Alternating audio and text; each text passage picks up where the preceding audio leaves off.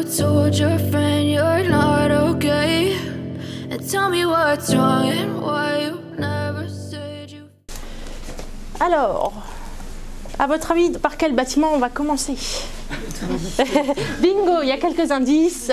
Le tri. Donc nous voilà au centre de tri. Donc on va faire un petit point en intérieur pour revoir à la fois les consignes de tri, comprendre un petit peu dans les grandes lignes comment ils fonctionnent avant d'aller voir tout ça en vrai. Alors, est-ce que tout le monde fait le tri à la maison? Normalement, cette poubelle jaune, elle existe depuis 1992, donc normalement tous les foyers en sont équipés maintenant. Depuis 2021, je l'ai évoqué il y a quelques instants, extension des consignes de tri, ce qui fait que désormais on peut mettre tous les emballages et les papiers dans les bacs jaunes. On a élargi un petit peu pour justement simplifier un peu ce geste de tri. Les papiers, ça peut être vraiment tous les papiers graphiques, les petits emballages en papier. Un peu plus épais que les papiers, les cartons. Ça peut être tous les types de cartons. Pour les cartons, petite précision, un carton de colis ou une barquette un petit peu épaisse, ça y va. Dans les nouveaux plastiques qu'on peut mettre depuis 2 ans, on a tout ce qui est pot de yaourt, pot de crème, y compris avec son opercule. Il faut juste penser à bien détacher l'opercule, vu que ce n'est pas la même matière. Ensuite, auquel on ne pense pas toujours, on a notamment les sachets. Ceux-là, on y pense. Par contre, ceux auxquels on pense un petit peu moins, c'est les films en plastique. Ça peut être ceux qui entourent les packs d'eau. Est-ce que j'ai un autre exemple? Là, non, mais si j'achète un jeu vidéo, un CD-ROM ou autre, il y a toujours le petit film plastique. Ensuite, on arrive sur les emballages en métal, les conserves, toutes les tailles, toutes les formes, peu importe. Les canettes, les bouteilles et les aérosols. Ah ouais, c'est plus simple, dit comme ça. À la maison, on dit rarement un aérosol. On va dire le spray, le pchit-pchit. Et bien tout ça, on peut le mettre dans la poubelle jaune. Donc tous les emballages et les papiers. Tous les papiers, à partir du moment où c'est un papier graphique, on va dire. Pas de papier mouchoir, pas de papier de radiographie ou ces choses-là, c'est vraiment le papier graphique. Voilà. Pas de sopalin. Pas de sopalin, voilà. Alors seulement si c'est l'emballage, c'est-à-dire que si vous achetez une fleur, il y aura toujours le petit pot noir temporaire qui sert à juste transporter la plante de la jardinerie à la maison. En général, on la remet dans un autre pot. Ce pot-là qu'on va acheter, qu'il soit en grès, soit en plastique ou autre, ne sera pas recyclé. C'est vraiment l'emballage. Donc voilà, il faut rester sur le terme emballage. Le gobelet noir, oui. Le pot plus dur, plus rigide, non. Qu'il soit en plastique, en grès ou autre. S'il est en grès, ça sera déchetterie. S'il est en plastique, ça sera poubelle d'ordures ménagères. Ou déchetterie s'il est très volumineux. Dès que c'est emballage ou élément d'emballage. Les éléments de calage dans les colis aussi. Vous avez un papier bulle, des petites chips en polystyrène. Tout ça, vous pouvez le mettre aussi. C'est vraiment emballage et élément d'emballage. Oui. Si c'est des gros blocs, essayez de les couper. Si vous avez trop de polystyrène, pareil, emmenez-le en déchetterie, c'est comme les cartons. Voilà. Si on a eu un petit livre dans un carton, on a mis des petits blocs pour le protéger ou autre, ça passe. Si, pareil, si c'est des blocs comme ça, parce qu'on a acheté la télé ou le frigo, il vaut mieux l'emmener en déchetterie en même temps que le carton. Le film plastique que l'on met sur les... quand on emballe de la viande... Le cellophane, on pourra le mettre. Oui. Le sac de congélation aussi. Tous les emballages, on peut les mettre à condition que ce soit du produit classique. Si on est sur des produits toxiques, par exemple l'aérosol d'insecticides ou de décap en four un petit peu costaud, la bouteille où on a fait le mélange de white spirit ou je ne sais quoi pour le dissolvant de la peinture, ces choses-là, effectivement c'est à ramener en déchetterie parce que notre emballage va avoir pris le produit nocif. Donc il faut traiter l'emballage en tant que contenant ayant contenu des produits chimiques. Donc là effectivement il vaut mieux l'emmener en déchetterie. Enfin, il faut l'emmener en déchetterie, c'est pas vaut mieux, c'est il faut l'emmener en déchetterie. Mais par contre, l'aérosol de chantilly, mousse à raser, déodorant, brumisateur, toutes ces choses-là où c'est des produits classiques, là vous pouvez les mettre, il n'y aura aucun souci. Alors on va faire quelques exemples, tests, pour voir si oui ou non. Là je suis un petit peu enrhumée, je mets un masque. Qu'est-ce qu'on fait du masque? Ordures ménagères, parce que ça, au début du Covid, ça a été très compliqué. On avait beaucoup de masques dans les poubelles jaunes. En disant ça emballe, oui, ça emballe la bouche, oui, si on veut. Mais non, c'est un objet, ça n'est pas un emballage. Donc le masque, pareil pour tout ce qui est protection hygiénique, les couches des enfants, toutes ces choses-là, pareil, pas dans les centres de tri. Les gens ont tendance à se dire c'est du tissu, c'est du papier, on va le recycler. Non. D'accord. Alors ça vous paraît peut-être bête, mais dans le centre de tri, tous les jours, on a des retours comme quoi ils retrouvent des couches culottes, des protections hygiéniques et autres. Les feutres. Non, c'est bien en plastique, mais ça n'est pas un emballage, donc poubelle d'ordures ménagères. Le jouet cassé, on fait le tri avant l'arrivée du Père Noël, qu'est-ce qu'on fait? On pourrait le mettre dans la poubelle du recyclage. Le Super Action Man qui a le bras cassé qu'on n'a pas pu réparer? Non, c'est pas un emballage. Un emballage, c'est quoi? C'est un objet qui sert à transporter ou à protéger quelque chose. Est-ce que l'Action Man, il protège ou il emballe quelque chose? Bah non, c'est lui, l'objet qu'on achète. Donc la boîte de l'Action Man, on pourra le mettre, mais pas la petite figurine. Ok, quelques autres exemples. Hop. Tout le monde voit ce que c'est? Le verre. Vous êtes d'accord? Pourtant, le pot de confiture, c'est bien un emballage. La bouteille de vin aussi. Ah, et là, vous n'êtes pas d'accord avec moi. Non, non, c'est à part. Oui, c'est bien un emballage, mais il sera à mettre dans les bornes à verre. Le verre, surtout pas dans les poubelles jaunes. Ça risque de blesser. Un peu incrustés dans les goulots ou autres. Les cerclages, ces choses-là. Vous les laissez avec. Eux, ils ont des systèmes pour récupérer les petites parties métalliques, ces choses-là. Le couvercle ou le plastique. Les couvercles du pot de confiture, vaut mieux les enlever, les mettre dans la poubelle jaune. C'est un élément d'emballage, c'est le couvercle de mon pot, mais il fait bien partie de cet emballage. Donc le verre dans le verre et le couvercle à l'intérieur. Est-ce que c'est bon pour tout le monde sur les consignes de tri? Plus de petits doutes? Si vous pouvez essayer de l'enlever. Sinon, au recyclage, ça partira. C'est comme d'ailleurs les papiers, petite précision, vous faites bien de le dire. Hop, j'en ai pas là, mais hop, là pareil. Non, je l'avais pas. Sur un papier, une enveloppe à fenêtre ou ce genre de choses, dans les papiers, tout ce qui est impureté, de toute façon, les agrafes, les cols, les petites étiquettes, ces choses-là, ça remonte au niveau de leur cuve à eau. Donc après, ils éliminent les impuretés comme ça. Donc il n'y a pas besoin de s'embêter à enlever les agrafes sur le journal. Les cahiers des enfants à spirale ou ces choses-là, pareil, on ne s'embête pas à dégrafer toutes les feuilles. On le laisse comme ça et les parties métalliques ou en plastique, on arrivera à les éliminer. Autre chose auquel on ne pense pas et qui pourtant sont très problématiques dans les centres de tri, les piles. Ça, on a beaucoup de soucis. Les gens qui nous mettent des jouets avec les piles encore à l'intérieur ou juste même la pile brute comme ça. Vous regarderez, il y a certains déchets qui ont ce logo-là, une poubelle avec une croix dessus, ce qui veut bien dire ne pas les mettre dans les ordures ménagères. On en reparlera une fois de l'autre côté, elles sont très problématiques, mais dans les centres de tri également.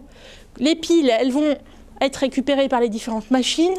Si elles arrivent dans les presses à balles à la fin, on les compacte. Une fois compactées, ça peut créer des explosions. C'est-à-dire qu'on reste dans ces matières-là quand même. Papier et carton, plastique, métal. Si c'est de la terre cuite, ça va être une autre filière. Si c'est du bois, c'est encore une autre filière. Donc voilà, il ne reste plus beaucoup d'exceptions dans tout emballage dans la poubelle jaune. Mais voilà, il reste encore des petites choses comme ça.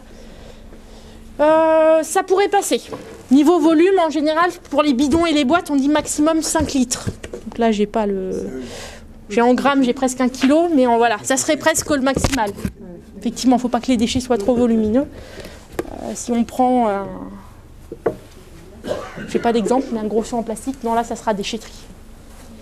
Normalement, c'est fait pour que tout le monde arrive à voir quand même, mais c'est toujours plus simple comme ça. Tous les jours, ou presque, sans nous en rendre compte, nous sommes à l'origine de grandes aventures. Tiens, par exemple, cette boîte de conserve, eh bien, on lui offre une nouvelle vie en la jetant dans cette poubelle. Tout commence par un camion qui vient chercher les déchets chez vous pour les acheminer jusqu'à l'usine de tri de Guichainville. Une fois arrivés, les déchets sont pesés dans les camions sur un pont bascule. Et puis, l'histoire peut commencer. Parce que, oui, les déchets ne sont pas au bout de leur voyage lorsqu'ils atteignent la chaîne de tri. Celle-là même où vous êtes en ce moment. Très très grand, 5000 m², 12 mètres de hauteur. Mais il a fallu faire rentrer un process assez complexe et assez volumineux dans un tout petit espace. Donc il y en a partout. Les machines, elles sont vraiment sur les 12 mètres de hauteur. Et voilà, il a fallu jouer un petit peu à Tetris pour essayer de caser tout ça. Ce qui fait que c'est assez peu visuel. Il y en a un petit peu partout, c'est compliqué. Dans le centre de tri, on pouvait se déplacer plus facilement entre les machines. Voilà, là c'est un petit peu plus... Voilà, ça se croise un petit peu plus. On ne peut pas plus aller à l'intérieur du circuit pour voir les machines de près. Donc voilà, ça permet de présenter, de voir un petit peu. Et voilà, comme ça, nous, on aura un œil un petit peu plus global après. Il y aura pas mal de choses qu'on peut voir de plus près, mais pas toutes les machines. Alors, donc première étape, vous avez vu nos déchets arriver, ils sont déposés directement au sol. Ça nous fait un grand tas, comme une montagne de déchets. C'est récupéré par un engin et mis ensuite sur les tapis roulants. Les tapis roulants, vous verrez, c'est assez impressionnant. Il y en a plus d'une centaine dans tout le centre de tri. Ce centre de tri est quand même très très efficace vu qu'il a quand même une capacité de 35 000 tonnes de déchets à l'année. Il est très performant et surtout très rapide, jusqu'à 9 tonnes de déchets par heure. Là où c'est le plus impressionnant, c'est quand on voit les gens encore trier, on voit que la cadence est quand même rythmée. Donc première étape, une fois qu'on a mis ces déchets sur les tapis roulants, on va les séparer par grandes catégories. Donc on a deux types de machines qui vont faire des premiers criblages, soit en secouant les déchets, soit aussi en les faisant rebondir. C'est un petit peu les deux. On va séparer les corps creux des corps plats. C'est comme ça qu'on arrive à extraire les cartons et les papiers assez rapidement. Ça va tomber sur la machine, ça va les faire rebondir. Tout ce qui est plat par mouvement mécanique va remonter. Tout ce qui est creux avec de l'air dedans va retomber en bas. Et c'est comme ça qu'on arrive, en le faisant plusieurs fois, à répartir déjà un petit peu. Première matière qu'on va séparer, la plus facile à faire, c'est le métal. C'est tout simplement une roue aimantée au-dessus du tapis. Donc nos déchets passent en dessous. Si c'est métallique, c'est pris par l'aimant, c'est ramené sur un autre tapis. Si ça n'est pas métallique, ça retombe en contrebas et ça passe sur les machines suivantes. L'aimant est assez présent, enfin rapidement dans le process pour justement éviter que ça arrive jusqu'aux personnes qui trient à la main. Là, l'aimant pour récupérer les métaux, ça a toujours été. C'est très efficace. On est loin de l'aimant du frigo. Il est assez impressionnant. Donc voilà, il est très efficace et ça permet de trier à coup sûr tout ce qui est en métal. Attention, certains métaux ne sont pas récupérables par l'aimant. Vous ferez l'expérience à la maison avec une canette. Certaines sont en acier et ça va coller avec un aimant. D'autres ne sont pas, c'est en aluminium. L'aluminium, comment on le trie? On va le trier avec le courant de Foucault. C'est un champ magnétique inversé. Faites l'expérience à la maison, on prend deux aimants, il y a deux côtés qui collent. Si on les met dans l'autre sens, les deux côtés vont se repousser. Et ben, c'est un petit peu ce système-là qu'on exploite. On va mettre un champ magnétique ici, au bout de notre tapis. Et tout ce qui est aluminium va être éjecté. En arrivant sur ce champ magnétique, ça ne va pas lui plaire, ça va le repousser. Ça va lui faire un petit saut, un petit bond. Et c'est comme ça qu'on arrive à le récupérer un petit peu plus loin dans la machine. Les trieurs optiques, c'est les machines les plus importantes du centre de tri. Ces machines-là, on en a 7. Et vous allez voir, vous allez vite les repérer au centre de tri, à la fois à la vue, mais surtout à l'ouïe. Cette machine, elle repère les déchets grâce à des lasers. Donc on envoie de la lumière sur nos déchets. Selon comment la lumière revient dans les capteurs de la machine, elle arrive à reconnaître les déchets. La forme, la taille, la couleur, l'épaisseur, enfin bon voilà, plein de paramètres rentrent en compte. Et elle sait dire si c'est une bouteille transparente, un film plastique, un pot. Elle reconnaît vraiment tous les déchets. Et quand elle doit les trier, elle va souffler dessus. C'est pour ça que je vous dis, on va surtout les reconnaître à l'ouïe, parce que justement, cette machine qui envoie du souffle en permanence, bah, ça fait beaucoup de bruit. De toute façon, vous les verrez. Là, ce qu'on entend, c'est plutôt le roulement des moteurs. Mais voilà, quand on rentre dedans, il n'y a pas d'équivoque, on les entend, elle sait qu'elles sont là et qu'elles travaillent. On entend vraiment les psh, psh, des souffleries tout le temps. Donc il y en a 7, ce qui permet vraiment d'affiner au maximum le tri et de trier justement tous ces différents plastiques qui nous embêtaient un petit peu il y a quelques années et qu'on ne pouvait pas toujours trier. Ensuite, arrive la dernière étape qui est justement le tri à la main. Les trieurs, on leur demande non plus de récupérer les déchets qu'on va pouvoir recycler comme c'était dans les anciens centres de tri. Maintenant, ils vont faire le contrôle qualité et vérifier que les machines n'ont pas fait d'erreur. Donc ils sont par filière, il y a 13 filières en bout de chaîne. Et ensuite, bah, ils sont 2 ou 3 sur chaque tapis à vérifier que les machines n'ont pas fait d'erreur. Deux possibilités, ça vous pourrez le voir aussi, ils ont à côté d'eux 2 boîtes différentes. Une boîte retour à la case départ, on peut l'appeler comme ça, retour valorisation. C'est ma bouteille en plastique qui s'est trompée, qui est allée sur le tapis des papiers. Dans les cartons, un film plastique qui s'est enroulé dedans, ou ce genre de choses. Le trieur le récupère, le met de côté. C'est un tapis qui revient au début du centre de tri et notre emballage refait son circuit jusqu'à arriver sur le bon tapis final. Ou alors, c'est un objet qui n'avait rien à faire dans notre poubelle jaune. Dans ce cas-là, on le prend et on le met dans la boîte erreur. Et dans ce cas-là, une fois qu'elle est pleine, on l'envoie dans l'autre usine avec les ordures ménagères. Les erreurs les plus fréquentes, c'est ce que je vous disais tout à l'heure, c'est tout ce qui va être textile, produits d'hygiène, les objets en plastique, les piles, les batteries, les médicaments, tout ce qui est produit médical un peu spécifique, les seringues, les poches médicales, toutes ces choses-là, voilà, c'est des erreurs qu'il y a assez régulièrement. Une fois qu'on a assuré le contrôle qualité, c'est ensuite une machine qui fait tout automatiquement, qui va capter le poids qu'il y a dans les conteneurs de stockage des déchets. Quand il y en a assez, ça va sur un tapis qui les envoie vers une presse pour justement compacter nos déchets en cubes. Ces cubes, on les appelle des balles, assez paradoxal d'ailleurs, des cubes qu'on appelle des balles. Donc à la fin, on fait des balles de déchets. Une balle, c'est quand même assez volumineux. Là, on va être en hauteur et assez loin, donc on a du mal à s'en rendre compte, mais ça fait environ 1 mètre cube. Donc 1 mètre de hauteur, quasiment aussi grand que toi, 1 mètre de largeur, 1 mètre de profondeur. Et les balles, elles peuvent peser jusqu'à 1 tonne pour les plus lourdes.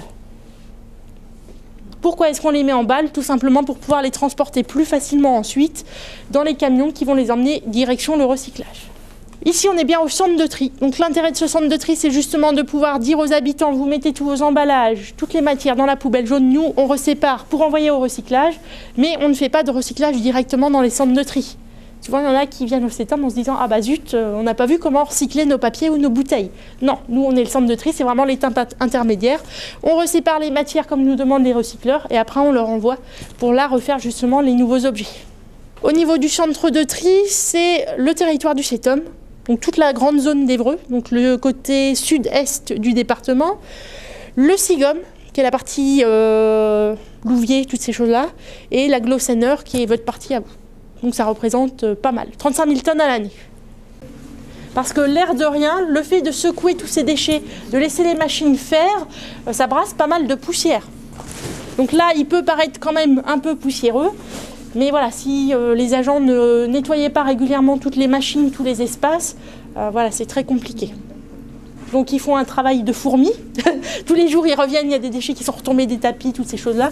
Mais voilà, c'est quand même des petits métiers, enfin des métiers importants. Les conducteurs d'engins, ceux qui vont être là pour la maintenance, l'entretien, la réparation des déchets. Donc voilà, plus de machines pour le tri, mais toujours autant d'humains pour entretenir ces machines et faire tout ce qu'il y a autour aussi de ce tri des déchets.